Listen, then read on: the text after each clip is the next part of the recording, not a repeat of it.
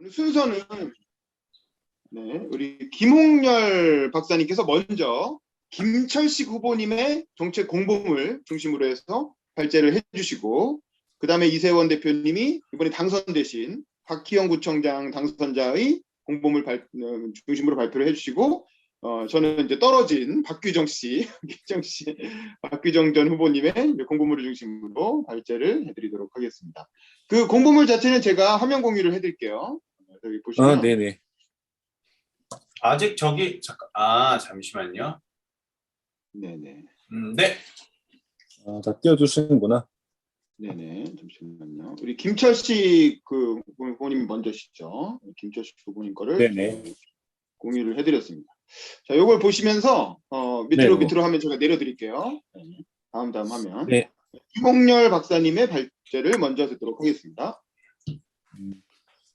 네, 반갑습니다.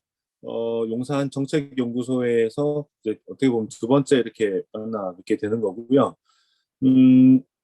그때는 대통령 집무실 이전 한 달 전이었습니다. 그때는 이제 주로 이제 내용이 집무실에 집중이 되었는데, 오늘은 이틀 전에 이틀이 아니죠. 이제 벌써 하루 더 지났으니까 3일 전에 있었던 용산구청장 선거에 1번 후보이셨던 김철식 후보에 대한 공약에 대한 내용들을 한번 살펴보도록 하겠습니다.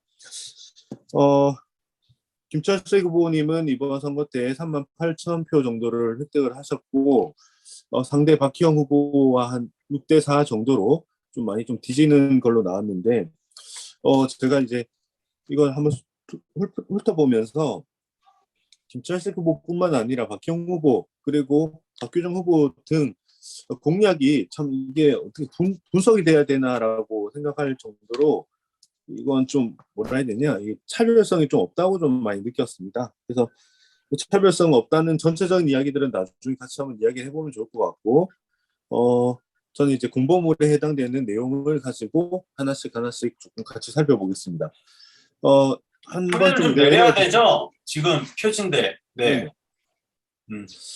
네, 조금 이제 내려주시고, 네, 더 내려주시고, 네, 김철식 후보님은 네, 이런 분이십니다. 네, 한 페이지 더 쭉쭉 내려가 주시고, 바로 이제 본론부터 저 들어가려고 합니다. 그래서 이것도 좀 내려주시고, 좀 더 내려주시면 김철식 후보님의 이제 공약 22가지 내용이 있습니다. 22가지 내가 보기 전에 국제업무단지 개발, 그 다음에 용산 전자상가를 4차 산업혁명이라는 어떤 큰 아젠다를 가지고 메카를 조성해 보겠다. 그리고 이제 용산이면 벗어날 수 없는 용산 온전한 국가생태공원, 이 네 가지를 이제 하셨는데, 내용을 조금만 더 내려봐 주실까요? 네, 조금만 더 내려가 주세요. 네. 자, 아무래도 대통령 집무실이 이전이 가장 큰 이슈였기 때문에 그걸 제일 첫 번째로 내세우셨던 것 같습니다.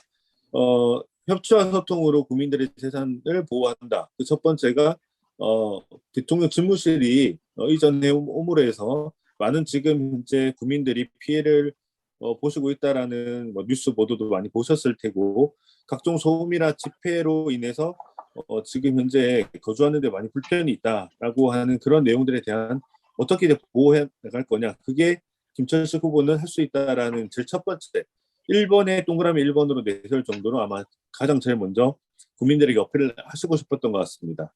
그리고 그 두 번 이어서 이제 용산 개발 마스터 플랜이라고 하는, 용산 개발이라는 이 용어를 내용을 조금 더 뒤로 가보면 나중에는 용산 정비창 개발뿐만 아니라 정비창과 둘러싼 용산의 각종 지구 단위 계획, 아직까지 집행되지 못하고 있는 어떤 개발 단지들을 전체적으로 한번 마스터 플랜을 다시 수립해서 국가의 누군가 기가 주목되는 이 용산을 국가 랜드마크로 조성하겠다라는 게 큰 첫 번째 이야기였고요.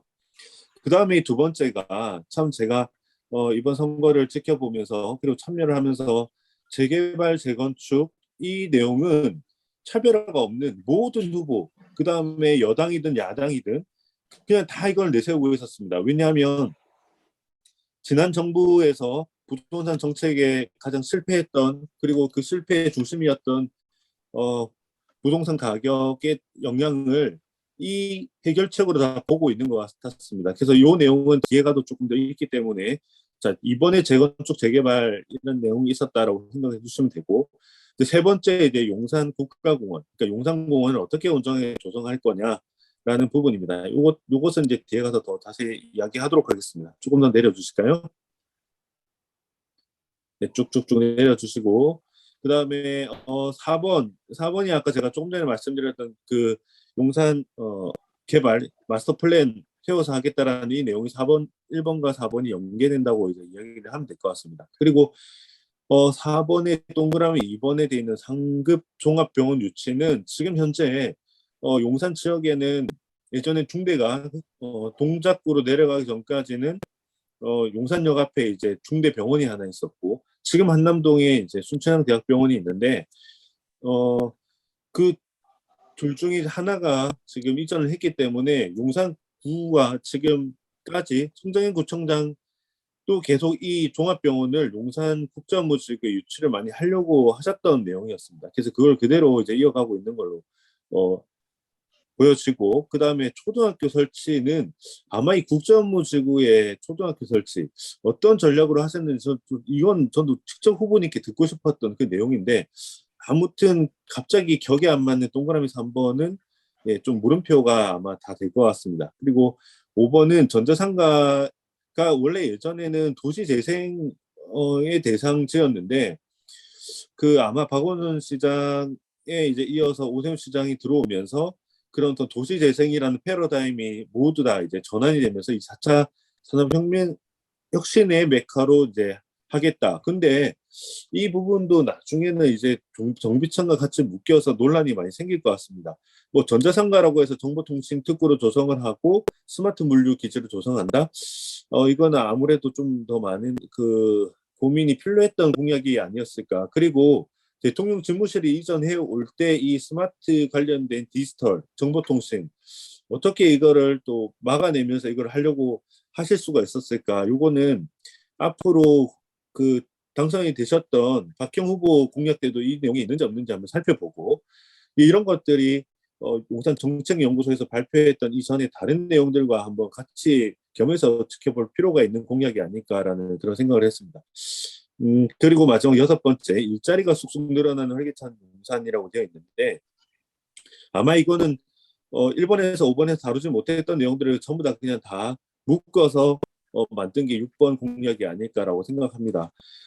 용산 청년 취업을 확대하겠다라는 이 내용은 이전에 그 구청장이셨던 송장인 구청장께서 용산역 앞에 청년 취업이라는 공간도 만드셨고 하니까 같은 당이고 하시니 이걸 그대로 이어가겠다라고 하시는 것 같은데 솔직히 이게 뭐 코로나가 아니었더라도 이게 과연 활성화가 됐을까라는 의문이 있습니다. 왜냐하면 청년을 대상으로 하는 일자리 정책은 용산 전자상가에서도 도시재생 차원에서 많이 시도를 하려고 했었는데 그게 그렇게 되지 못했던 원인 분석이 제대로 안 되고 이런 공약이 만들어놨을 때 좀 공약이 정말 빌공짜를 쓴 공약 그러니까 정말 마음이 허한 공약이 아닐까라는 생각이 좀 많이 드는데 아무튼 그런 내용도 조금 더 내용을 뒤로 가서 한번 더 살펴보도록 하겠습니다.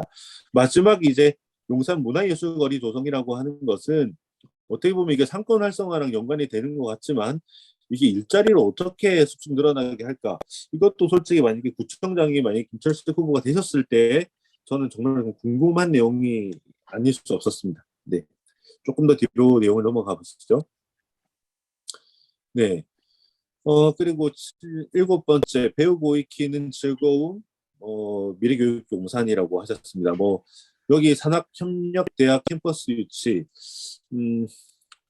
마찬가지 제가 좀 말씀드리고 싶은 것은 숙명여대와 이제 산학도 많이 같이 관련된 프로젝트도 많이 하셨고 그 다음에 그 숙명여대 쪽에서도 산학과 관련된 그런 사무소도 있고 저는 한 걸로 알고 있는데 과연 이 지역민들과 함께 어우러지고 이게 용산구가 어떻게 프로그램으로 만들어서 배우고 익히는 교육의 용산으로 갈 거냐라는 부분은 이거는 그냥 물론 이제 여기에는 6개 다양한 것도 있지만 이게 1번으로 내세울 정도의 그런 거라면 조금 더 구체화가 되어야 했지 않았을까.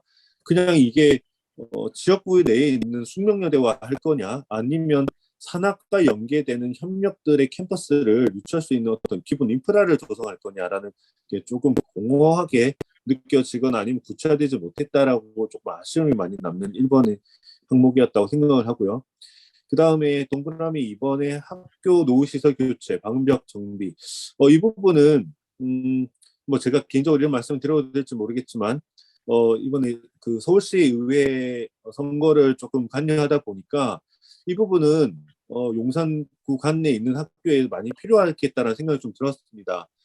왜냐하면 시의원이 가지는 어떤 성격들이 교육감과 함께 이야기를 하면서 예산을 많이 가져오고 집행하는 것까지 시의원들이 많이 하시더라고요.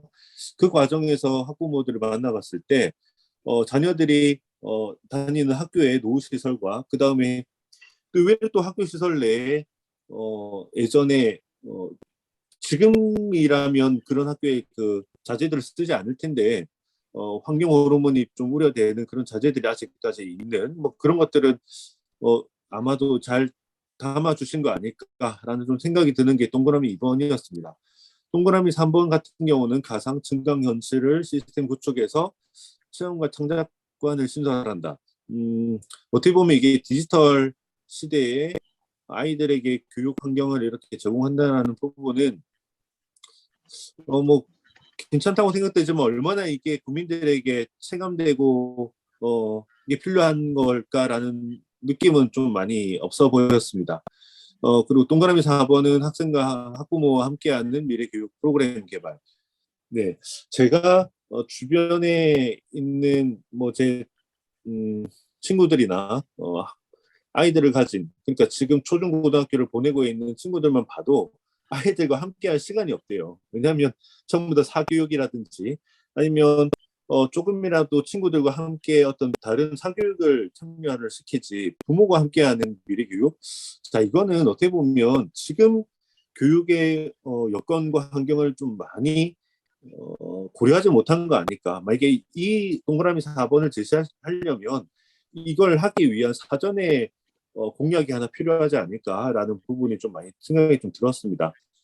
그 다음에 동그라미 5번 같은 경우는 교육감께서도 이 내용을 항상 강조를 하는 부분이더라고요. 교육감 후보 중에 조희연 교육감이 이 내용을 저는 이야기하는 걸로 알고 있는데 정말 이거는 아이들에게 필요하고 이런 제공되면 좋겠다라는 프로그램이 뭐 구청장님 그 공약에도 이렇게 좀 매칭이 된다라고 하는 부분은 정말 긍정적인 부분이라고 생각하기 때문에 어떻게 보면은 어떤 교육의 인프라뿐만 아니라 아이들이 성장해 나가는 과정을 조금 케어한다는 개념에서 동그라미 5번은 좀 좋은 긍정적인 반응을 일으킬 수 있지 않을까라는 생각을 좀 해봤고요.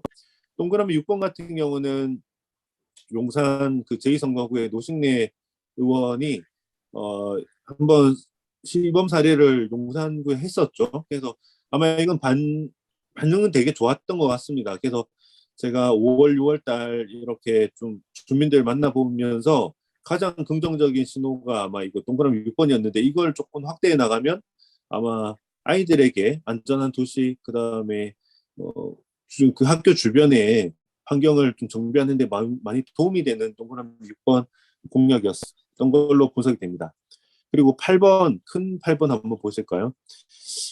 복지 체계에 대한 내용입니다. 여성과 아이들 가장 이제 먼저 내세울 어떤 대상이 되겠죠. 왜냐하면 우리가 사회적 약자라고 보는 여성, 아이, 그다음에 어르신들 요 동그라미 1번, 2번 내용을 잘 챙겨주셨다라고 하는 것은 아마 주민들과 여성분들, 그다음에 아이를 가진 어머님들에게는 많이 좀 주목을 끌으셨던 거 아닐까라는 생각이 들지만 여기 공공산후조리원 시설 이런 부분들은 과연 이게 얼마나 그러니까 출산율이 떨어지고 용산구의 어떤 출산이 가능한 여성들 이런 타겟을 정확하게 하고 내세운 걸까 아니면 그냥 표를 얻기 위한 것일까라는 부분들은 이런 것들은 나중에는 용산구청 뭐 서울시장 후보 등뿐만 아니라 다양한 어떤 선거들을 치를 때 이제는 이런 공약들이 내가 표를 얻고자 하는 선거인단을 한번 분석을 해서 연령층 아니면 성별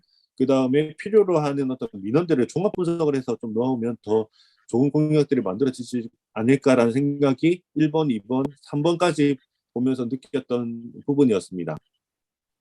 그리고 동그라미 4번 같은 경우는 주치, 제도, 자치구, 시범 운영 등 뭐 이런 것들은 아마도 국민들의 눈에 그렇게 안 띄었을 것 같은 생각도 좀 들고, 동그라미 5번 교창공원 환경 구조 개선은 교창공원이 리모델링 사업이 서울시가 진행하고 있던 걸로 알고 있습니다. 그래서 이런 것들은 그냥 진행되는 것도 약간 후보 공약에 같이 매칭시켜서 넣고 싶어서 했던 거 아니니까, 어떻게 보면 그냥 진행되는 사업에 그냥 나도 한번 타고 가겠다라는 성격으로 좀 보였습니다.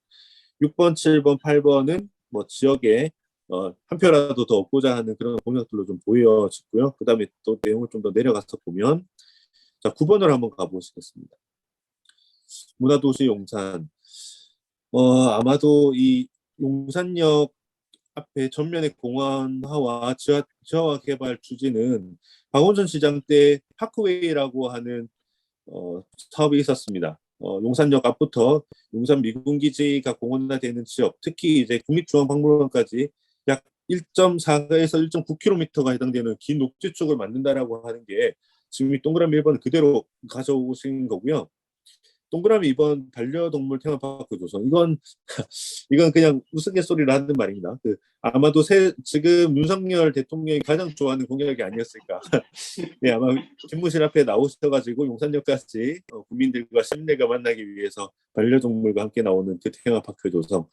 네.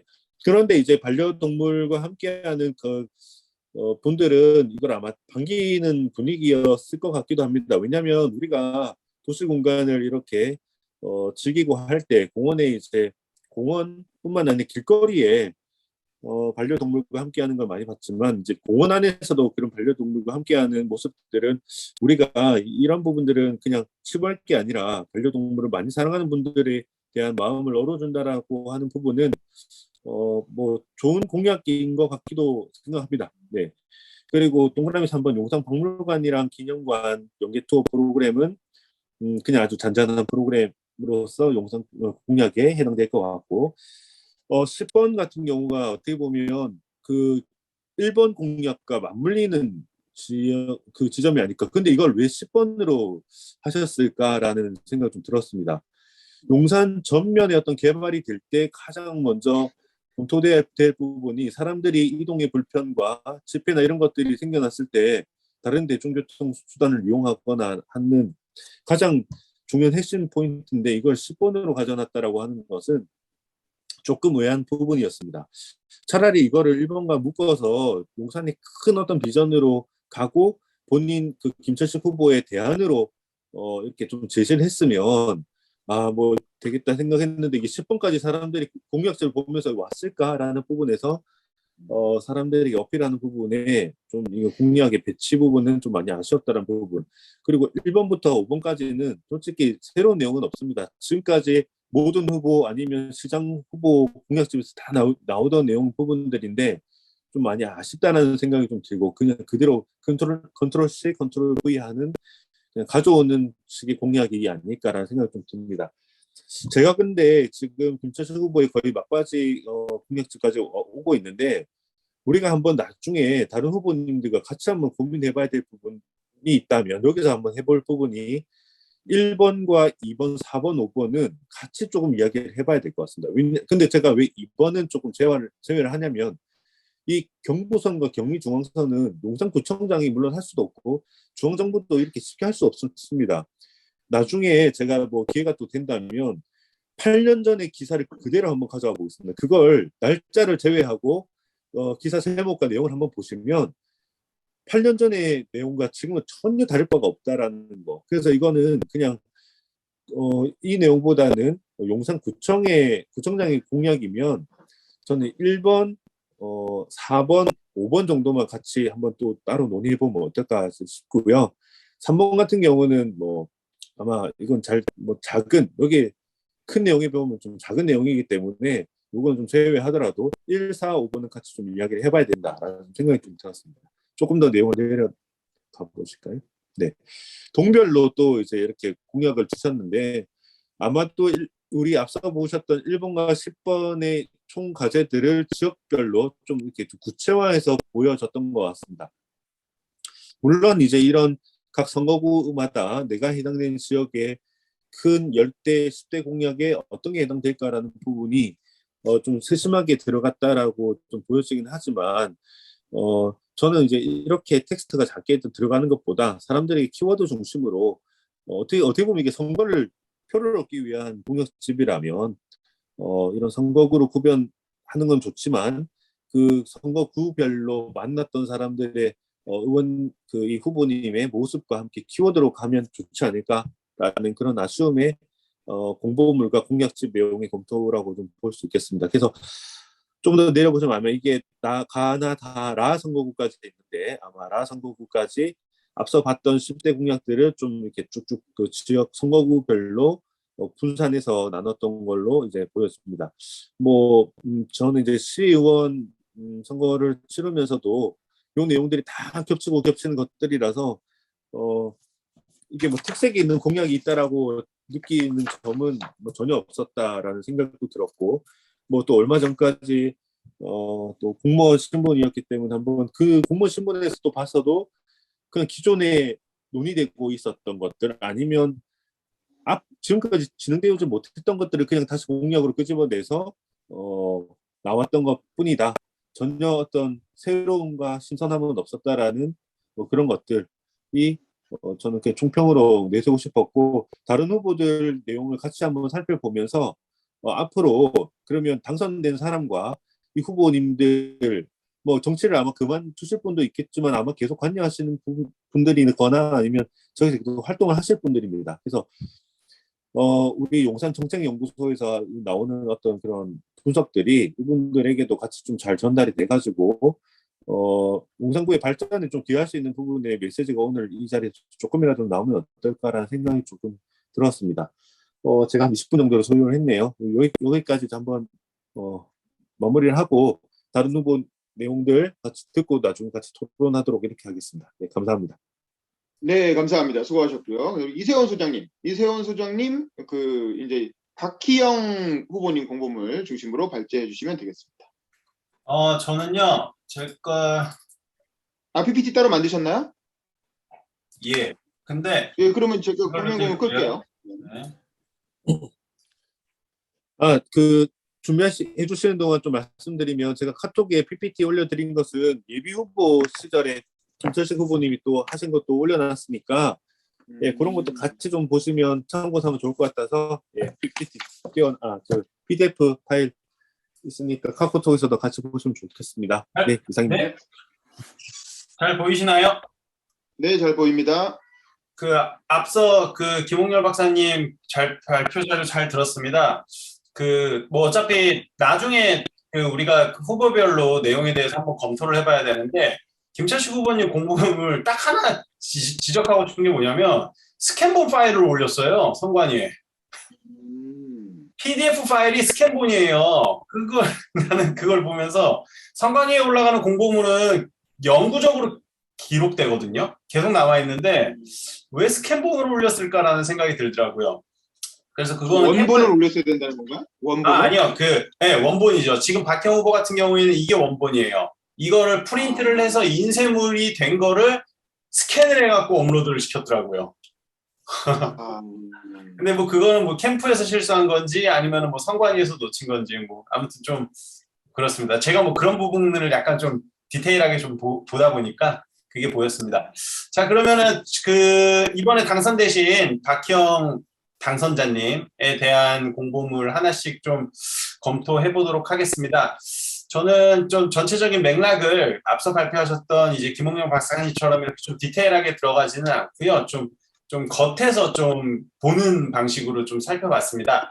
먼저 박희영 후보님이었을 때 전체적인 타이틀이 새로운 용산이라는 타이틀을 썼습니다. 캐치프라이즈가 새로운 용산인데 아무래도 12년의 성장현 구청장님의 체제에서 이제 변화된 모습을 좀 새롭게 변한다라는 뜻에서 좀 새로운 용산이라는 큰 타이틀을 좀 잡지 않았을까 싶었고 그 다음으로 보여질 수 있는 게 이제 힘 있는 구청장이라는 표현을 썼습니다. 그래서 새로운 용산과 힘 있는 구청장 이 두 가지를 가장 크게 이 공보물 첫 장에다가 노출시킨 게 이제 확인이 되고요.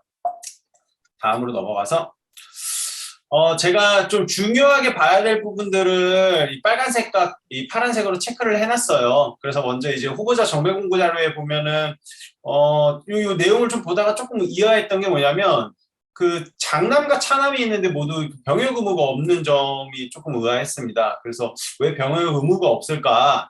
이 내용이 조금 의아했는데 이상하게 소명서에도 이 내용이 소명이 전혀 안 돼 있더라고요. 그래서 뭐지라는 생각이 약간 좀 들었고요.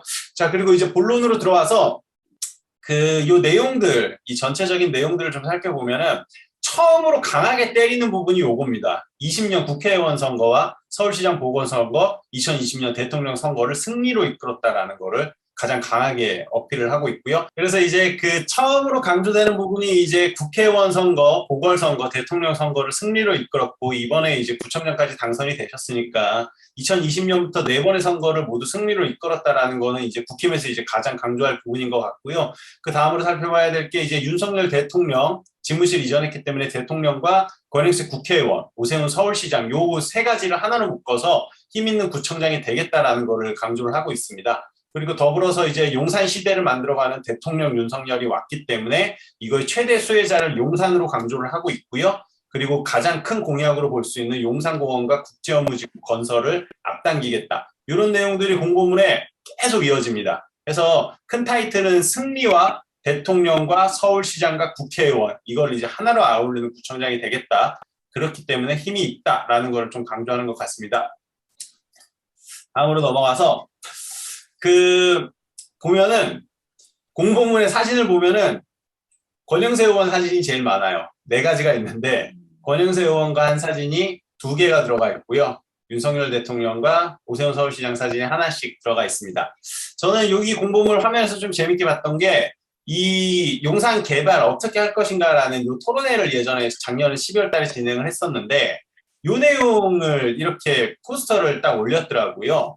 그래서 뭐지 이거 왜 올렸을까라는 생각이 좀 들었어요. 그러니까 이런 거를 하는 거는 좋아요. 하는 거는 좋은데 이거를 공보물 3번째 페이지에 올릴 정도의 큰 어필이 있었던 토론회였나라는 생각이 좀 들고 당시 토론회를 진행했었던 기사와 그 영상 자료를 봤는데 이제 권영세 의원실 어떻게 보면은 권영세 의원님이 좀 주도해갖고 한 그런 국회에서 한 토론회였던 것 같은데 이게 그러니까 미리 이런 용산 개발에 대해서 준비하고 있었다라는 거를 좀 강조하기 위해서 요 토론에 포스터를 넣지 않았나라는 좀 생각이 듭니다. 자, 이제 본론으로 들어와가지고 박형 후보님 같은 경우에는 크게 이제 이렇게 3가지 파트로 좀 나뉩니다. 그래서 이제 경제, 부동산 어떻게 보면 좀 경제 축인 게 한 축이 있고요. 문화예술 축인 게 한 축이 있고 이제 교육 축인 게 좀 한 축이 있습니다. 그래서 경제에 관련된 부분 같은 경우에는 뭐 용산에 이제 가치를 더하다. 경제 혁신이라 그래서 여기에서도 이제 빼놓지 않고 나오는 전자상가 그리고 4차 산업혁명의 거점으로 활용하겠다라는 부분이 이제 나오고요. 그리고 이제 부동산 같은 경우에는 용산에 항상 단골이죠. 지금 가장 뜨거운 감자죠. 재건축과 재개발을 규제로 완화를 하겠다라는 부분이에요. 이게 국민의힘 같은 경우에는 항상 이제 재건축과 재개발에 대해서는 항상 규제 완화를 통해서 용적률을 높이고 항상 더 많은 개발을 하겠다라는 게 국민의힘 공약이었는데 이번에 민주당 같은 경우에서도 사실 이 재건축 재개발 규제 완화에 대해서도 민주당도 같은 노선을 취했기 때문에 오히려 그게 민주당은 조금 더 국민들한테 좀 어필이 안 되지 않았나라는 생각이 좀 듭니다. 그리고 이제 새로운 스카이라인을 만들겠다라는 부분도 이제 후반부에서도 계속 강조가 되는데 이제 남산 고도를 향해서 이제 새로운 스카이라인을 만들겠다라는 부분들을 계속 강조를 하시더라고요. 그리고 이제 문화예술로 넘어왔을 때는 이제 이렇게 무슨 벨트길 조성 같은 것들을 말씀을 많이 하세요. 그래서 이제 경리단길, 해방촌길 이런 것들을 관광특구, 이태원과 하나로 묶는 관광특구로 만들겠다라는 부분들. 근데 이런 부분들이 새롭지가 않거든요. 예전부터 계속 논의가 됐던 부분들이어서 새로운 공약은 아닌 것 같고요.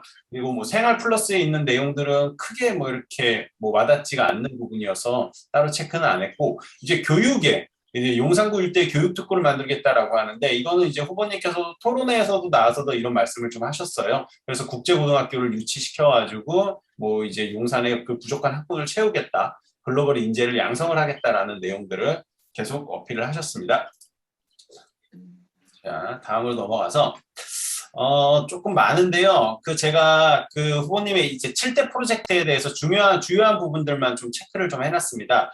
우선 첫 번째 중에 뭐 나머지 부분들은 좀 중복되는 것들이 좀 있는데, 전통시장 특성화 전략에 따른 시장 내 특화 사업 추진 이런 것들 공약 같은 경우에는 저는 제가 전통시장에 있다 보니까 이런 것들은 되게 괜찮다라고 봐요.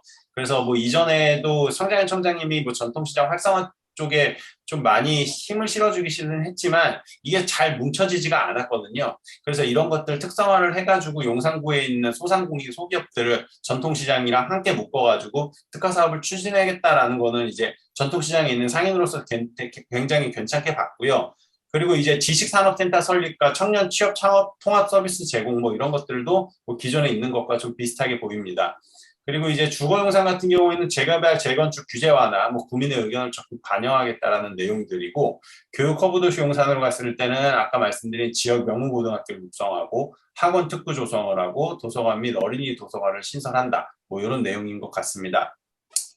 전반적으로 공약들 내용들이 이렇게 막 되게 새롭다라고 느껴지지는 못했어요. 그래서 이제 기존에 했던 공약들과 굉장히 중복되는 것들도 좀 많고, 앞서 발표하신 이제 김홍열 박사님이 발표하신 김철식 후보님의 공약하고 거의 비슷한 것들이 많습니다. 근데 이제 딱 하나 이제 좀 눈여겨봤던 것들이 이제 박희영 후보님 같은 경우에는 재개발 재건축에 대한 것들을 굉장히 세게 강조를 많이를 해요. 그래서 이게 동별 공약으로 갔을 때 각 동별 재개발 재건축에 대한 규제를 완화하겠다라는 게 거의 동별로 거의 다 들어갑니다.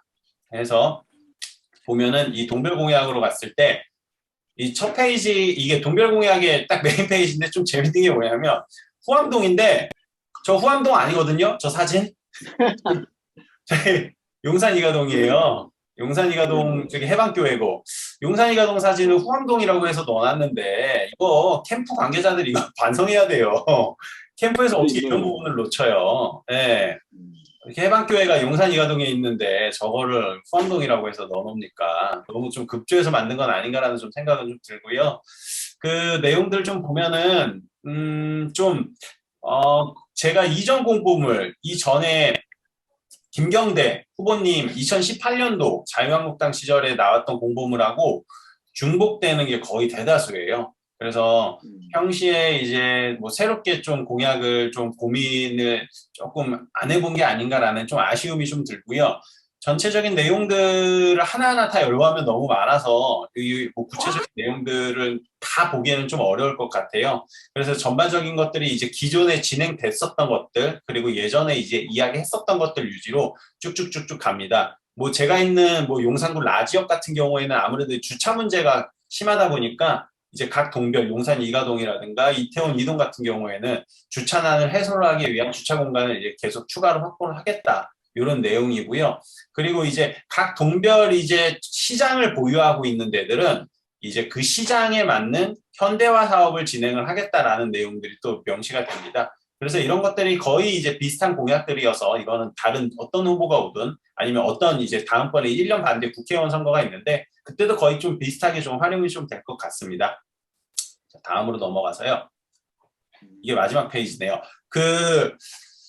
후보 공약들 중에 저는 이제 가장 조금 인상적으로 이제 봤던 그게 이제 전통시장에 조금 활성화를 추진하겠다라는 내용이 좀 인상적이었어요. 지금 보면은 이제 첫 번째 글로벌 경제 중심의 용산에서 전통시장 특성화 전략에 따른 시장별 특화 사업 추진을 진행을 하겠다라고 해서 저는 이 부분이 되게 크게 좀 와닿더라고요. 그 용산 같은 경우가 이제 전통시장이 한 5개, 6개 정도가 있는데 이게 부서가 일자리 경제과 하나가 있는데 되게 약해요. 그 담당 주임님도 한 명밖에 없고 해서 업무량은 굉장히 많은데 구청에 지원이 잘 안 되고 있거든요.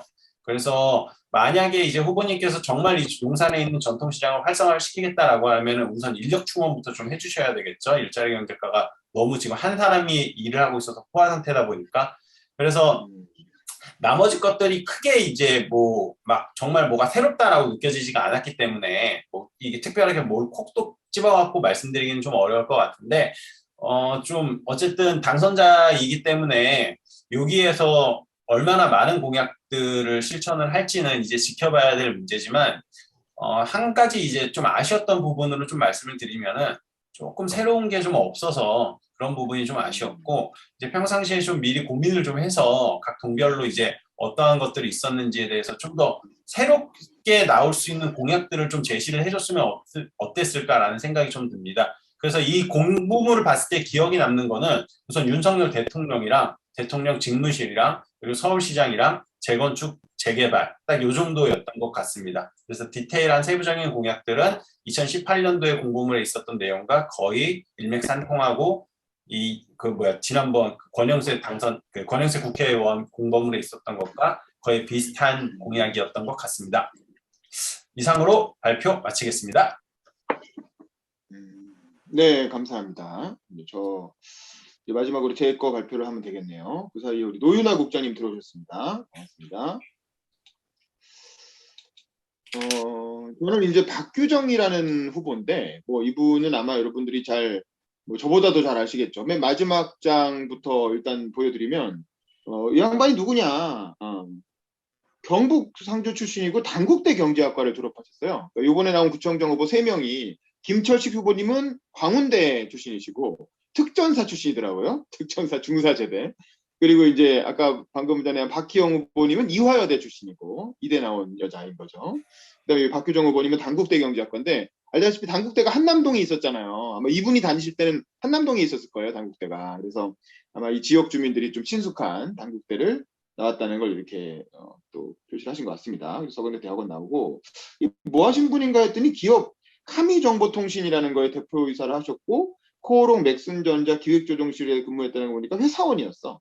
쭉 회사원 활동을 하다가 뭐 용산구의 뭐 노인복지 후원 뭐 이런 거 블라블라 하다가 권영세 후보 대외협력위원장, 그러니까 이제 이 동네에서 정치를 좀 회사 다니다가 뭐 임원 정도까지 했는지 모르겠는데 뭐 기획조정실 들어갔다는 거 보니까 동네에서 정치를 좀 해봐야 되겠다라고 생각을 하고 박근혜 대통령 시절부터 무슨 뭐 부본부장, 권영세 의원 뭐 위원장, 윤석열 후보 부본부장, 이거 딱 보면 새누리당 중앙위원회 총괄사, 새누리당 부대변인, 중앙당 부대변인을 줬다는 건 거의 지역 정치인으로 키운다는 얘기거든요. 그래서 중앙당에서 좀 키워주려고 했던 그 정치 신인으로 기업인 출신을 데려다가 이제 기회를 줬던 게 아닌가 싶은데 중앙당 부대변인까지 하고 현재 용산비례 연구원장이라는 걸 하고 계세요. 우리가 하는 용산정책연구소 같은 이분도 만들어서 용산에 관한 공부를 좀 하신 분인 거죠.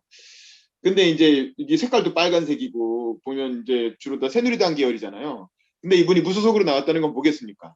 박희영 후보와의 이제 경선 과정에서 아마 경선 전에 나왔겠죠. 그러니까 무소속 출마가 가능했겠죠.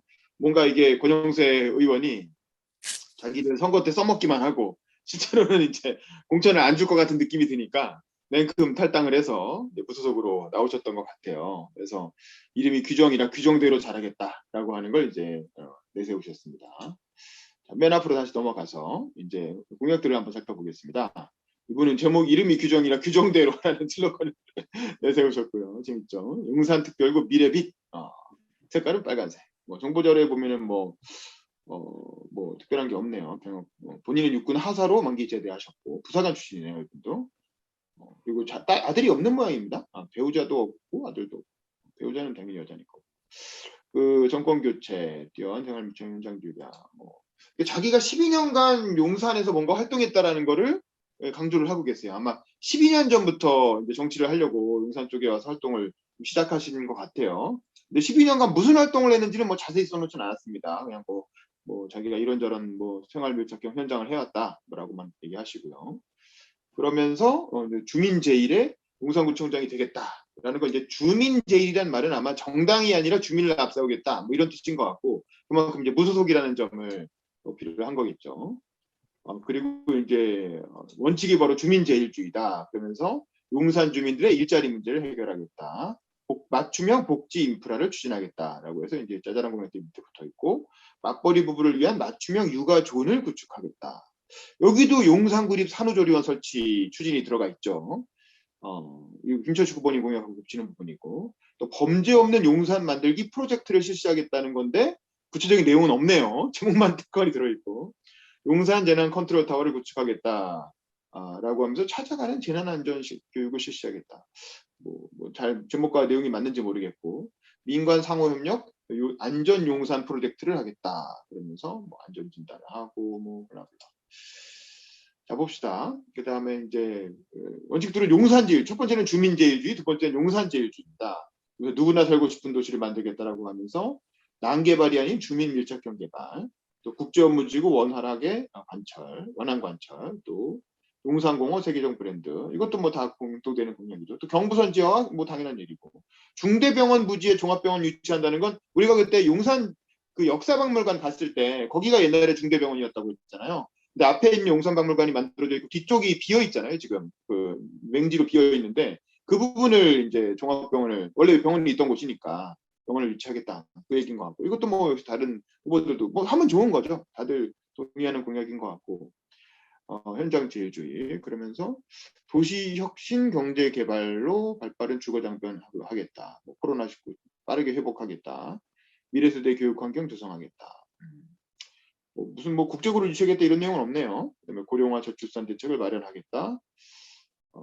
다 보면 뭐 이런 거야. 용산 안심 자족형 경제 시스템 구축으로 양질의 신혼부부 주거 환경을 조성하겠다.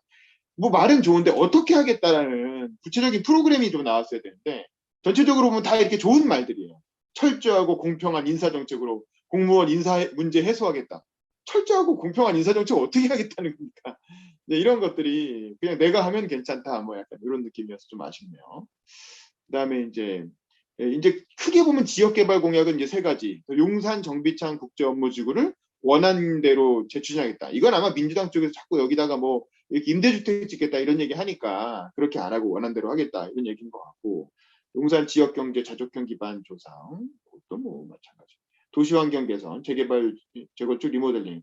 그러니까 전체적으로 다들 용적률, 초고층, 층고 제한 철폐, 뭐 용적률 상한, 뭐 이런 얘기들을 다 하고 있습니다. 이게 이제 용산의 아주 오랜 수건이죠. 남산 밑에 있기 때문에 사실은 그 층고 제한에 의해서 손해를 많이 보고, 강남 사람들이 남산을 볼 때, 혹은 강북 사람들이 강남을 볼 때 용산 지역의 스카이라인이 너무 높아져가지고 서울의 전경을 가리면 안 된다라고 하는 이상한 논리로 왜 그 사람들의 조망권을 위해서 이 용산 사는 사람들의 재산권이 침해돼야 되냐라는 거죠. 어쨌든 그런 논리를 계속 지금 저층 개발을 강요받아 왔는데, 이제 이거를 좀 풀어야 되지 않느냐라는 게 이제 뭐 여야를 막론해서 민주당, 뭐 국민의힘 다들 무소속까지 모든 후보들의 공통된 문제의식인 것 같고요. 용산 사는 사람이라면 그런 생각 안 할 수가 없죠. 그리고 이제 마지막으로 경부선 지하철 경의선 중앙, 이것도 뭐 사실 항상 나오는 공약이긴 한데 이건 뭐 대선 공약이죠. 대통령이 돼도 한 10년 걸려서 할까 말까 한 공약인 겁니다. 그래서 뭐 당연히 하긴 해야 되겠지만 이행 기간은 2023년부터 임기 내 완료라고 하셨는데 본인 임기를 말하는 거겠죠. 그러면 그때부터 4년 뒤에 하겠다는 건데 뭐 택도 없는 얘기가 아닌가. 그리고 온전한 용산공원, 이것도 마찬가지로 이제 임대주택 못 짓게 하겠다. 자꾸 민주당이 임대주택 들고 나오니까 임대주택 지을 생각 꿈도 꾸지 마라. 뭐 이분은 새누리당 출신이니까 당연히 그렇게 얘기를 하시겠죠. 그다음에 이제 동별 공약도 이런 식으로. 근데 동별 공약은 아까 박희정 부총장님께 제일 좋은 것 같아요. 왜냐면 그 동별 사진을 집어넣었잖아요. 물론 사진은 잘못 넣어서 문제였지만 그럼에도 불구하고 어쨌든 동에 맞는, 동에 자기가 한 번씩 다 가보고 활동한 사진을 동별로 넣어준 게 좋았던 것 같고, 뭐 내용은 뭐 사실 다 대동소이하잖아요. 지역 공약이라는 게 거기서 보이니까. 그냥 우리 동네 한남동만 좀 보면, 한남동 같은 경우에 한남 오거리 고가 철거를 얘기하셨더라고요. 그리고 교통체계를 개선하겠다. 한남 오거리 고가, 그게 좀 약간 흉물스럽긴 하죠. 너무 옛날 건물이라 오래됐고. 그래서 뭐 철거하면 좋긴 한데, 그러면 이제 한남대로에서 넘어오는 차들이 다 한남 오거리에 하는 고가로 넘어가거나 밑으로 내려가거나 둘 중에 하나 선택할 수 있는데, 고가가 없어지면 다 밑으로 내려올 테니까 거기서 차가 되게 많이 막히겠네요. 그런 건 좀 생각하신 건지 모르겠네요. 그다음에 순천향병원 일대 공영 주차장 관리. 여기는 진짜 뭐 엄청 그 교통이 복잡하잖아요. 차도 뭐 세울 데도 없고 동네가 허름하고, 사실 순천향병원 오시는 그 손님들도 많고, 그 동네 뒤가 한남동 그 상권이라 사실은 공영 주차장 필요하죠. 필요해서 만든 게 그 한남 주민센터 옆에 그 만든 거잖아요. 그게 서울시 재원 땡겨와가지고 성정원 구청장님이 만든 건데, 만드는 과정에서 지역 주민들 많이 쫓아내기도 하고 뭐 그런 일들이 있었죠. 어디다가 여기 용산 이가동은 도시재생 사업이 끝났는데 도시재생 사업이 들어가 있네요. 야, 뭐 그냥 옛날 거 긁어온 거지. 양반 뭐. 그리고 한남 뉴타운 신속 추진. 아니 한남 뉴타운 벌써 20년째 추진하고 있는데, 우리 집이 내가 이사 들어온 게 한남 뉴타운 때문에 들어온 거거든요. 근데 이제 아직까지도 추진 중인데 뭐 신속 추진을 뭐 언제까지 하겠다는 건지 안타깝습니다. 그러면서 이제 마지막에 본인 얘기로 끝나고 또 국군장병 여러분께 갑자기 또 편지를 조그맣게 이렇게 식별표 형태로 해가지고 집어넣어놨습니다. 자, 여기까지 하도록 하겠습니다. 네. 자, 이분은 이 박규정 씨는 몇 프로나 얻으셨나요? 그럼 이세원 대표님 그 지방선거 결과 분석하는 내용으로 자연스럽게 넘어가서 그 부분 설명해 주시죠. 그 이세원 대표님 설명하실 때 이 화면 보기를 발표자 보기로 해주세요. 그렇게 하고 계시죠. 갤러리 말고 발표자 보기로. 네. 나중에 영상 네, 진행하시죠. 발표자 보기인가요? 네네 그런 것 같습니다. 네. 앞서 먼저 지금 시간이 조금 많이 지체돼서 조금 뭐 이렇게 막 제가 볼 때는 이 지방선거 결과에 대해서는 약간 특집으로 한번 좀 가면 좋을 것 같아요. 그래서 특집으로 해서 왜 민주당이 졌는지, 왜 국힘이 이겼는지에 대해서 국힘 관계자 한 분 부르고 민주당 관계자 한 명 불러가지고 한번 약간 토론회 형식으로 좀 진행하면 좋을 것 같아요. 국힘 관계자는 제가 섭외를 하려고 어제 전화를 좀 드렸고 다음 주에 한번 따로 만나기로 했거든요. 그래서 섭외되면은 한번 이거 좀 재밌게 한번 만들어 보죠. 그래서 민주당이 왜 졌는지에 대해서 네, 한번. 자, 저는 그 선거 결과 분석을 좀 진행을 좀 해봤는데요. 우선 구의원 제외하고 구청장 시의원 것까지만 해서 좀 내용을 좀 분석을 좀 해봤습니다. 먼저 좀 재밌게 좀 봐야 되는 게 여론조사, 선거하기 전에 3일 전에 여론조사가 나왔는데 당시 여론조사에서는 민주당이 3석을 차지할 거다. 25개 구청장 중에서. 그리고 국힘이 22개를 차지할 거다라고 했는데 의외의 결과가 나왔어요. 민주당이 8석을 차지했고 국힘이 17석을 차지했어요. 이번에 국민의힘이 압승을 했다라고는 하는데 서울구청장은 사실 저는 민주당 이 정도면 선방했다라고 보거든요. 여론조사보다 잘 나왔잖아요. 우선 여론조사를 뒤집었어요. 보통 여론조사 뒤집기가 쉽지가 않거든요. 근데 이제 여론조사 뒤집고 구청장이 상당히 좀 선방을 했다라고 좀 생각을 좀 들고요.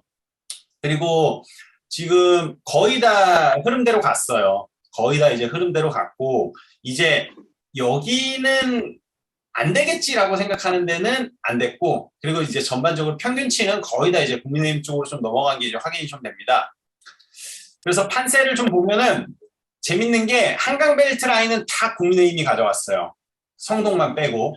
근데 이제 뭐 강서라든가 뭐 영등포 이런 데들은 원래 여론조사 때 민주당이 가져갈 거라고는 했지만 막상 이제 개표를 하고 나니까 이제 국민의힘이 가져갔고 이게 만약에 성동까지 국힘이 가져갔다라고 하면은 진짜 한강벨트 라인 강북 강남으로 해갖고 온통 이제 국민의힘이 가져간 건데 오세훈 시장이 얼마 전에 35층 규제 완화를 했죠. 그래서 이제 한강벨트 라인을 조성을 하겠다라는 내용들이 좀 있어서 이제 전반적으로 그런 것들이 잘 맞아떨어진 것 같아요. 이번 선거가. 그러니까 서울시장의 공약과 그리고 각 구별 구청장들의 그런 이제 한강 벨트라인 조성 이런 것들이 잘 맞아가지고 이게 벨트라인 쪽이 좀 이렇게 다 국민의힘 쪽이 휩쓸지 않았나 그렇게 생각을 합니다.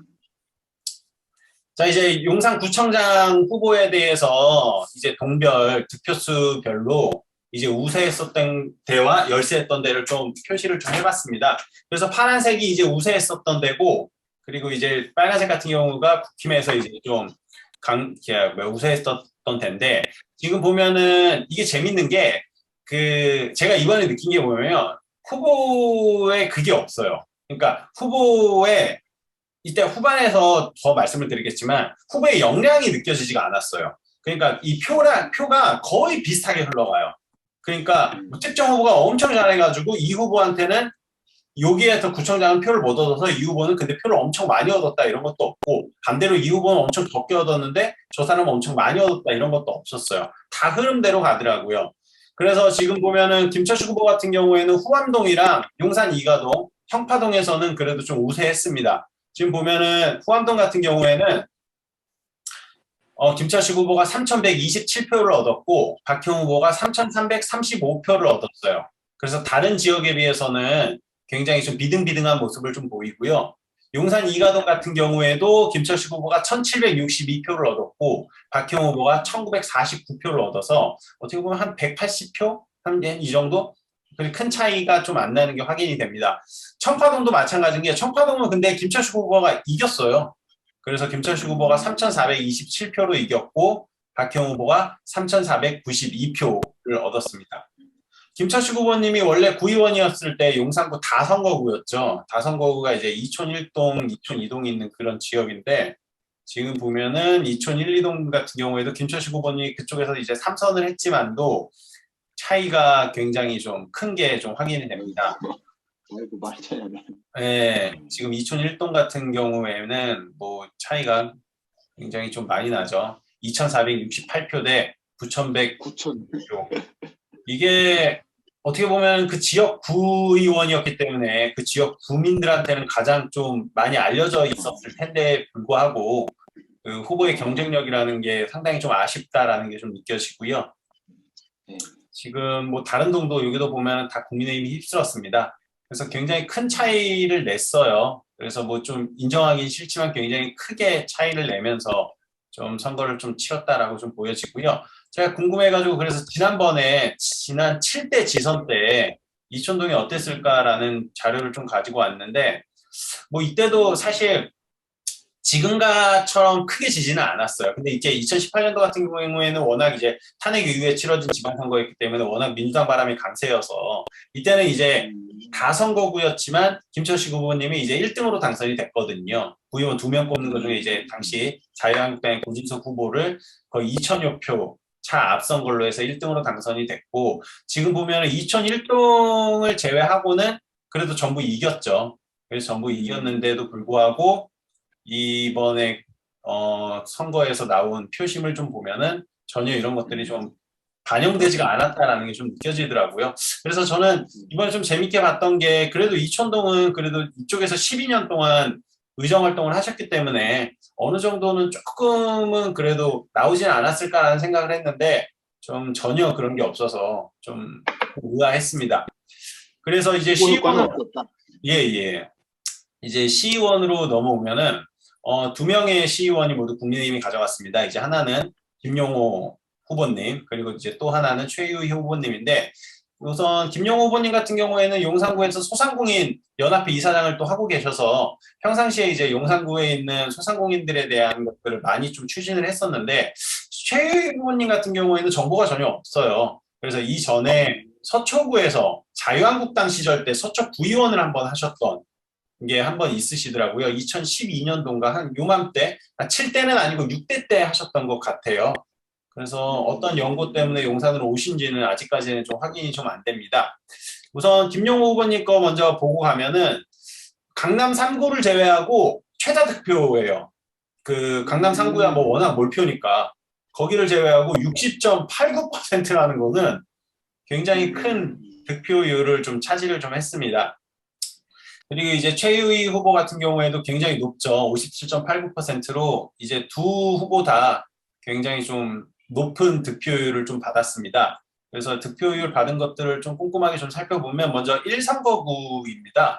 1선거구 이게 재밌는 게 뭐냐면 이 안태홍 후보가 이번에 처음 출마를 했는데 되게 재밌는 게 김철식 후보님보다 표가 많이 나왔어요. 이촌 2동 송영길보다 어떻습니까? 송영길보다. 송영길보다도 잘 나온 데가 있어요. 송영길 후보님 거하고는 제가 비교를 안 해봤는데 우선 김철식 후보님 거랑 비교를 했을 때 이촌 2동 제외하고 안태홍 후보가 적게는 50표, 많게는 거의 한 200표까지 그러니까 100표에서 200표 정도를 더 얻었어요. 그러니까 이게 재밌는 거죠. 그래서 구청장은 만약에 뭐 박형 후보를 뽑았는데 서울시 1선거구 시의원은 안태홍을 뽑은 표가 그래도 꽤 된다라는 거죠. 그래서 100표에서 200표 정도를 더 얻었다는 게 좀 인상적이었죠. 그래서 예를 들어서 이촌 2동 같은 경우에는 앞에 자료가 있지만 김철식 후보가 3,427표를 얻었는데 이촌 2동 기준에선 안태홍 후보가 3,616표를 얻었어요. 그래서 그 안태홍 후보가 189표를 더 얻었죠. 근데 이게 후보 경쟁력이라고 좀 보여질 수가 있는데 이번에 좀 보니까 후보 경쟁력이라는 게 치수가 정해져 있더라고요. 이거는 후반부에 이거 노식래 후보님 거 하고 난 다음에 다시 말씀드리겠습니다. 이게 이제 2선거구 결과예요. 우리 2선거구 같은 경우에는 여기 계시는 김홍렬 박사님께서 너무 고생을 많이 해주셔가지고 또 먼저 이제 너무 수고 많으셨다라는 좀 말씀을 좀 드리고 싶고요. 이 선거구 같은 경우에도 이제 파란색이 이제 노식래 후보님이 이기신 지역이고 그리고 이제 빨간색이 이제 박희영 후보가 이제 이긴 지역입니다. 근데 이제 노신효 후보님 같은 경우에는 선거 캠프를 후암동에 차리셨죠. 후암동에 이제 집중적으로 이제 공약을 하겠다고 후암동에 차리셨고, 이제 용산구 라지역구라고 할 수 있는 후암동과 용산 이가동을 좀 집중적으로 타겟을 좀 하셨던 걸로 알고 있는데, 거기에 비해서는 좀 표가 좀 많이 아쉬워요. 좀 아쉽게 좀 나왔다는 게 좀 느껴지고요. 우선 용산 이가동 기준으로 한번 좀 분석을 좀 해보면은, 우선 구청장 후보로 박희영 후보가 김철식 후보보다 용산 이가동에서 187표를 더 얻었습니다. 박희영 후보가 김철식 후보보다 용산 이가동 기준에서는. 근데 서울시의원 노식래 후보님 같은 경우에는 저기 최유희 후보보다 117표를 더 얻으셨어요.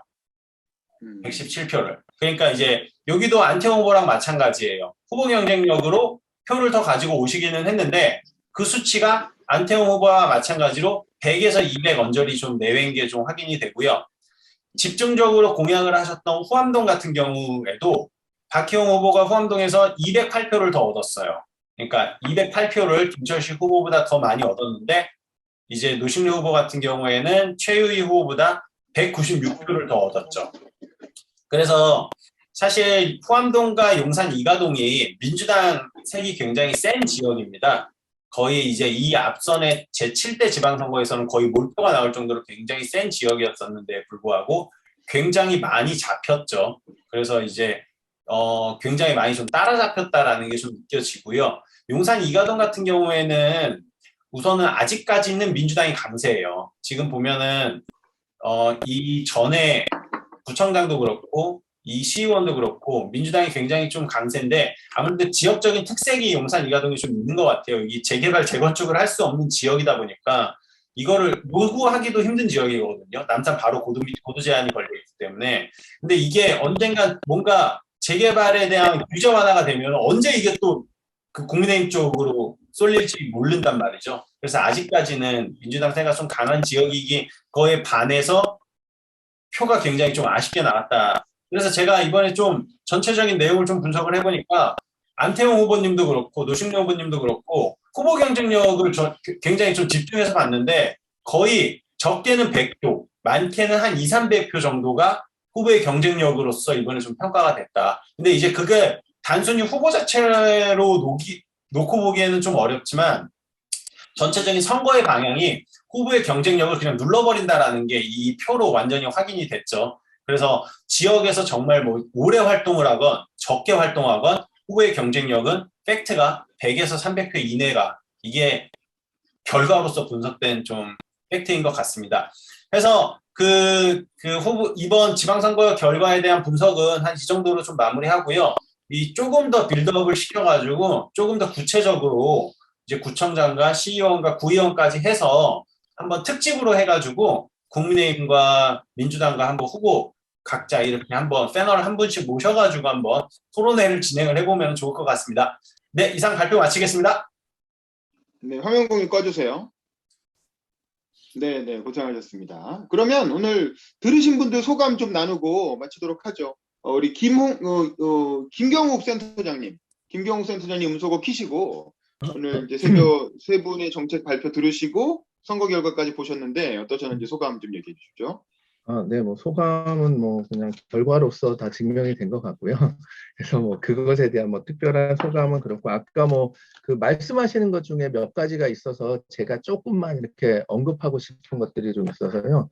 그 아까 초등학교 관련돼서 김홍렬 그 박사님이 발제하실 때 근데 그 초등학교가 정비창 지구 쪽에 초등학교가 없어요. 그래서 이촌 이동에 있는 아이들이 그 원효로에 있는 남정초등학교를 다녀요. 보통. 그래서 그게 공약으로 아마 들어갔을 거라고 저는 생각이 좀 들고요. 그리고 아까 그 국적에 관련된 거는 제가 그 카톡방에 한번 올려드렸어요. 그래서 그거 한번 보시면 될 것 같고, 그 다음에 저는 이런 생각이 좀 들었어요. 그 관광특구를 개발한다라는 부분과 재개발이 좀 약간은 배치되는 개념이 아닌가라는 생각이 좀 들어요. 그래서 그 용산에 그러니까 뭐 해방촌이나 이런 쪽에 그 아이들이 그러니까 젊은 친구들이 찾아오는 이유가 그 오밀조밀하고 이런 부분들을 보러 오는 거지 거기에 아파트 단지처럼 이렇게 큰 상가가 있다라 그러면 그것을 보러 오지는 않을 것 같거든요. 그래서 그 부분들에 대해서 좀 어떻게 해결을 할 수 있는 부분이 있는가 뭐 이런 생각이 좀 들고요. 마지막으로 한 가지 더 말씀드리면은 아까 그 박규정 후보님이었었나요? 계속 살고픈 용산을 만들겠다 그러는데 계속 살고 싶어도 살 수가 없는 용산이 돼버릴 것 같거든요. 뭐 개발이나 이런 것들을 계속하면 그러니까 그런 부분들에 대해서 좀 어떻게 정책적이나 이런 부분에서 우리가 좀 일부 왜냐하면 개발이나 이런 것들에 대한 이야기들은 정치권에서 누누이 계속하고 있기 때문에 그래서 저는 좀 약간 그 시각을 좀 다른 부분에서 한번 해석을 해서 저희 그 정책연구소에서 이야기를 좀 해봤으면 좋겠다 이런 생각이 듭니다. 오늘 하여튼 유익한 시간이었습니다. 감사합니다. 네, 감사합니다. 우리 노윤아 국장님도 들어오셨는데 간단히 음소거만 키시고 소감 얘기해 주십시오. 네, 안녕하세요. 노인아입니다. 그 얼굴 못 보여드려서 죄송하고요. 괜찮아요. 오늘 발표 너무 잘 들었고 준비를 굉장히 많이 하셨네요. 이렇게 사실은 제가 TV를 볼 수가 없어서 아이 때문에 그 선거 방송, 대표 방송이나 이런 걸 못 챙겨 보거든요. 용산 지역을 샅샅이 분석해 주셔서 감사합니다. 제가 아무래도 도시재생센터에 있다 보니까 구청의 재정비 사업과라든지 서울의 도시계획국의 그 동태 이런 것들을 좀 항상 주기적으로 챙기거든요. 그러면 일단 작년 말부터 이 조짐은 보였던 것 같아요. 특히 이제 효창동 제가 살고 있는 그리고 제가 관여하고 있는 사업지 주변 지역은 문화재 보호 권역이면서도 고도 제한 뭐 그것 때문에 고도 제한이라든지 개발 제한 뭐 업종 제한까지 있거든요. 이제 이런 부분들이 있기 때문에 사람들이 대부분의 주민들이 개발에 대해서는 거의 반포기 상태였는데 여기에 이제 불씨를 당겼죠. 오세훈 시장이. 그래서 그 좁은 효창동에만 지금 재개발이 가로주택 정비 사업까지 포함하면은 두 군데가 지금 3,000세대 가량 이야기가 나오고 있고 조합을 추진하고 있습니다. 그리고 이제 청파동도 그렇고 효창동과 한겨레를 사이에 두고 맞붙어 있는 공덕원 신속통합기획 아시겠지만 거기도 한 3,000세대. 그러니까 지금 저희 여기 원효로부터 다 재개발 구역으로 사람들이 대부분 이런 생각을 하시는 것 같아요. 오세훈 시장이 마음에 든다기보단 그래도 정권하고 같이 가야 이게 빨리 가지 않겠냐 이런 생각을 많이 하셔서 아까 말씀하신 바람, 구도 이런 거에 많이 하신 것 같고 거기에 뭐 같이 구청장도 간 것 같고요. 그리고 이제 바닥민식 측에서 구청장이 아무래도 이제 3선을 하시다 보니 아무래도 그분 주변의 사람들이 많이 이제 보이니까 어르신들이라든지 이제 지역 여론에서는 좀 바꿔봐야 되지 않겠냐라는 그 자연스러운 흐름이 예전부터 있었던 것 같아요. 네. 그래서 새로운 인물을 좀 내세웠으면 어땠을까라는 좀 생각이 좀 들고요. 오히려 그런 쪽에서 표를 좀 준 곳을 보니까 뭐 청파동은 아시겠지만 제 생각은 숙대생이 많아요. 숙명여대생이라든지 직장인들, 직장 초년생들이 많거든요. 그래서 여성표가 좀 많이 있지 않나라는 생각이 좀 들고요. 용문동 같은 경우에는 이제 빌라 단지가 좀 돼 있어요. 급하게 조성된 예전에 그 개발 저기 때문에 급하게 조성된 거기에 신혼부부들이 많이 사는 것으로 알고 있습니다. 그래서 그런 쪽에서는 아무래도 주거 안정 측면에서 개발이 진행되는 거에 좀 반감을 가지고 있는 것도 좀 있고 또 젊은 사람을 좀 밀어줘야 되겠다는 생각도 좀 있어서 그런 결과가 나오지 않나 좀 생각이 들고요. 가장 우려되는 거는 사실 이제 쭉 들으니까 재개발 뭐 아시겠지만 5년 내에 4년 내에 진행되는 건 거의 없어요. 그러니까 행정 절차만 밟다가 4년이 끝나거든요. 그러면 이제 이렇게 가다가 행정 절차 끝났으니 4년 후에는 행정 절차 끝났으니 이제 실행 단계 들어갔으니 밀어주면 더 잘할 거다. 이제 눈앞에 보였다 이렇게 하면서 다음 선거 전략도 그렇게 나오지 않을까. 4년은 어느 정도 갈등 조정이라든지 행정 절차로 좀 지연을 시킬 가능성이 높고요. 이미 자연적인 과정에서도 5년 이상이 걸리거든요. 자연스럽게 해도. 최소 10년이라고 하지 않습니까? 저희 어르신 중에는 그 재개발 구역 표창동 신속개발기획 뭐 그렇게 얘기하던데요. SH에서 시프트. 일부 부동산에서는 절대 이건 공공사업이 아니라고 그냥 소위 말해 구라를 치세요. 공공사업인데 공공사업이면 임대주택을 내놔야 되니까 사람들이 잘 안 사니까 외부에서 오시는 분들이라든지 심지어 이제 지역민 중에 물건에 관심을 보이시는 분들한테 그렇게 거짓말을 하시는 분들이 저는 좀 종종 발견됐고, 두 번째 지역민 중에서는 한 60대 되시는 분이 그러시더라고요. 그런 이제 재개발을 많이 겪어보신 분이 아마 나 죽을 때까지 새 집에서 못 살 것 같다고. 그러니까 어느 정도 지각이 있고 경험이 있으신 분들은 아는데 이런 부분들을 잘 이제 이 전면에 내세워서 스피커, 그러니까 이렇게 말씀해 주시는 스피커가 민주당에 없었지 않았나, 좀 강하게 나올 수 있는 부분이, 그렇다고 재개발을 반대하는 건 아니지만 좀 이런 것들에 대한 불안을 불식시키면서 저쪽에서 잘 모르면서 밀어붙이는 것들을 좀 내세우시는 분들이 있었으면 좋지 않았나 싶고요. 저는 이제 마지막으로 말이 좀 길어졌는데 이제 한 직장에서 한 12년, 13년 정도 근무하다 보니까 주변에 이제 한 30, 40대 직장인들이 굉장히 많아요. 여기 직장 다니시는 분도 있겠지만 이제 뭐 마곡이나 여의도 쪽에서 근무했었기 때문에 광화문이나 주변 미터의 여론에 의하면 직장인들은 대부분 투표를 안 했습니다. 예, 굉장히 민주당, 그러니까 진보, 중도 진보라고 하는 사람들은 대부분 안 했어요. 저도 우리 신랑을 끌고 가느라고 힘들었는데 안 가려고 버텨요. 그러니까 민주당이 너무 무능하고 뭐 성비위 이런 것들이 언론 타이틀에 많이 등장하잖아요. 대부분 네이버 언론 타이틀만 보거든요. 그러면 항상 하는 말이 뭐냐면 언론사가 거짓말하겠니? 메이저 언론이? 이건 사실이니까 사실을 보도한 거겠지. 이렇게 얘기를 해요. 그러니까 대부분의 직장인들이 그렇게 생각을 하고 있고 그것만 보고 이게 언론의 그 타이틀도 중요하고 그게 이제 그걸 잘 활용을 못했다. 뭐 그거는 민주당의 뭐 한계인 것 같고 어떻게 이제 돌파하셔야 될 것 같고요. 그리고 직장인들이 굉장히 제가 요거는 이세원 이사장한테 한번 말씀드렸는데 소상공인 정책을 굉장히 강조하지 않습니까? 근데 직장 대부분, 그러니까 저는 30, 40대 표, 50대 표까지 소상공인 표보다 직장인 표가 훨씬 많다고 생각해요. 인구 비례에 따지면. 직장인들이 자기 세금으로 소상공인들을 지원한다. 무상 지원, 저리 지원. 본인은 대출금리 오르면 주택담보대출의 금리 오르는 거에 0.1%에도 민감한 사람들인데 자기들이 유리지갑에서 나간 세금이 무조건 소상공인 지원으로 간다에 과연 긍정적일까 한번 생각해 보시면 실제 여론입니다. 왜냐하면 20대 초반에서 20대 후반에서 30대 중반까지 민주당 비율이 많이 낮아진 것 같아요. 한창 직장인에서 일할 나이거든요. 근데 그런 사람들이 또 이제 주거 안정을 위해서 대출 받아서 집 살 나이고, 근데 그런 사람들이 대출 금리는 오르는데 내가 낸 세금으로 소상공인 50조 지원한다. 이거 굉장히 좋아할까요? 이분들이 말할 시간이 없어서 그렇지 제가 파악한 여론으로는 소상공인을 지원하지 말아야 된다가 아니라 도가 심하다라는 거예요. 왜? 우리의 대출 금리는 오르고 막아놓고 용산은 투기 지역이라서 신혼부부 뭐 이런 것도 하나도 안 되고 맞아요.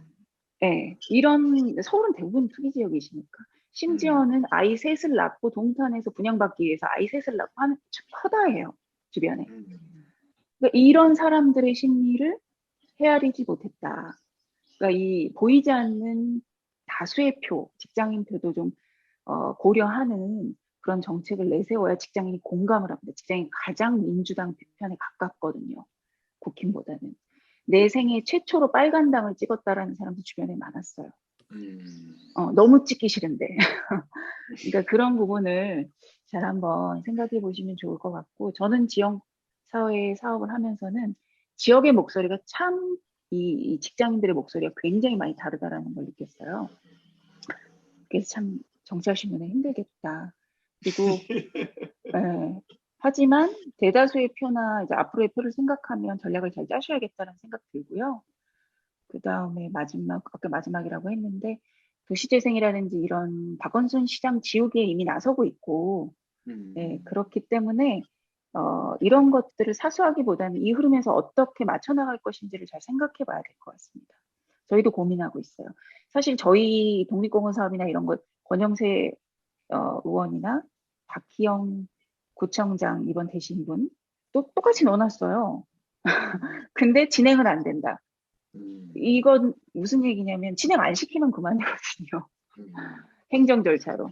저는 행정하고 일을 해보니까 좀 그런 게 있더라고요. 그래도 이 상황에서도 돌파구를 찾아야 되지 않나 싶습니다. 이상입니다. 네, 감사합니다. 네, 우리 김홍렬 박사님도 짧게 소감 말씀해 주실까요? 발제하신 김홍렬 박사님도. 네, 그 다른 후보들 이야기 들어보니까 정말 이 용산 개발과 발전을 위해서는 이 브레인을 다시 한번 새롭게 해야 될 것 같고요. 민주당의 그 새로운 어떤 문제점으로 지적됐던 부분들에 대해서는 진짜 민주당의 재개발 재건축이 필요하다. 네, 그런 생각이 좀 듭니다. 뭐 시간이 저 2시간인 줄 알았는데 좀 짧게 해야 된다고 하니까 뭐 나머지 이야기들은 또 오프라인에서 할 수 있으면 하고, 오늘은 저는 그냥 민주당이 새롭게 바뀌었으면 좋겠고, 이제 우리가 지방자치를 하고 있는 이 선거를 했다면 공약을 적어도 구청장 이하부터 구청장 구의원들의 후보의 공약들은 지방자치에 맡기끔 했으면 좋겠다. 너무 국회의원하고 대통령 선거 가져오는 건 이건 아니지 않나라는 생각 좀 많이 들었습니다. 네, 이상입니다.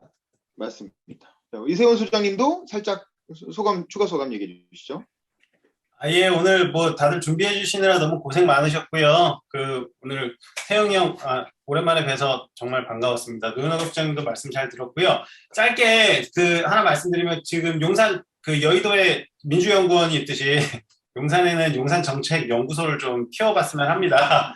지금 제가 계속 컨텐츠를 올리고 있는데 구독자가 계속 늘고 있어요. 지금 123명이긴 한데 조회수가 좀 있으면 1만에 찍어요. 전체 누적 조회수가. 지금 7,300회거든요. 조회수가 되게 잘 나와요. 지금 어젯밤에도 지드래곤이 한남동, 저기 나인원 한남 169억에 산 거 올렸는데 벌써 조회수 한 120회 나왔거든요. 그러니까 약간 좀 선정적으로 가시는 것 같아요. 약간 네, 일부러 조회수를 어쨌든 많이 좀 이끌어내가지고 구독자 최대한 좀 많이 이끌고, 근데 흐름은 안 놓치려고 하는 게 어쨌든 다 용산에 관한 것들만 다 넣고 있어요. 그래서 막 전혀 생뚱맞게 이상한 내용은 안 하고 무조건 다 용산에 관련된 것들로 해서 제가 어쨌든 좀 이렇게 구독자는 최대한 좀 많이 확보를 좀 할 테니까요. 여기 계시는 정책연구원 우리 다양한 위원님들이 좀 어쨌든 좀 많이 좀 홍보를 또 해주셔서 정책연구소 이게 좀 뭐 보통 이제 선거지면은 이제 정책연구원 연구소 많이 차리는데 실체가 없는 데들이 많아요. 근데 이거는 좀 실체가 있게끔 진짜 구독자 진짜 용산구민의 10% 만드는 게 목표거든요. 23,000명 만드는 게 목표이기 때문에 어쨌든 그렇게 좀 될 수 있도록 좀 많이 협조 부탁드리겠습니다. 감사합니다.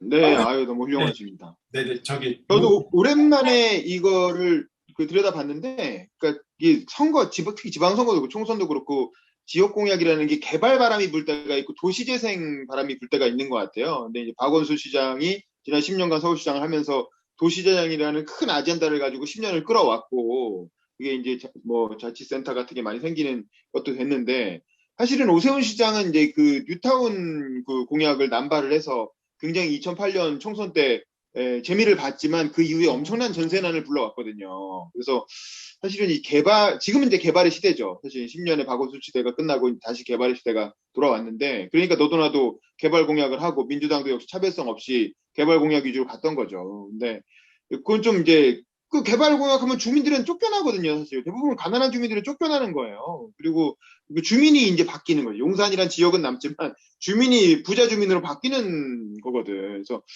그거를 좀 고려해서 주민들을 위한 어떤 이렇게 주민들이 아기자기하게 잘 살 수 있는 그런 가치, 그런 거를 담은 철학, 그런 정책, 이런 것도 역시 계속 고민을 한편에 붙잡고 가야 되는데, 뭐 개발이 대세인 흐름 속에서 무시할 수는 없겠지만, 이제 그런 걸 놓치면 차별성이 없어진다. 우리가 이제 그런 걸 또 정책 공부하면서 잊지 말아야 되겠다. 뭐 그런 생각이 듭니다.